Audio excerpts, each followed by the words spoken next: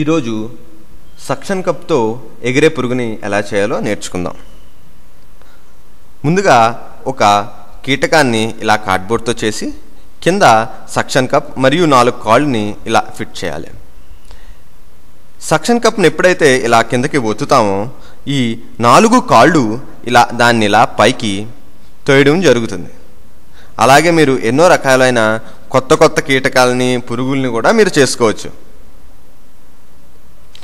ఇలా దీనికి ఎన్నో కాళ్ళు ఇలా అటాచ్ చేయడం జరిగింది. ఈ కాళ్ళు బలంగా పైకి తోయడం వల్ల ఈ కీటకం పైకి ఎగరడం మీరు చూడొచ్చు. ఇలాంటి కీటకాలు ఎన్నో రకాలుగా మీరు తయారు చేయొచ్చు కూడా.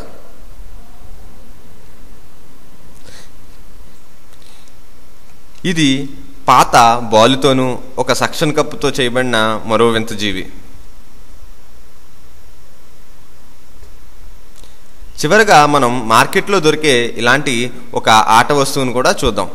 దీని కాళ్ళు చాలా బలంగా తయారు చేయబడినవి కనుక ఈ కీటకం మరింత పైకి ఎగరడం మీరు గమనించవచ్చు.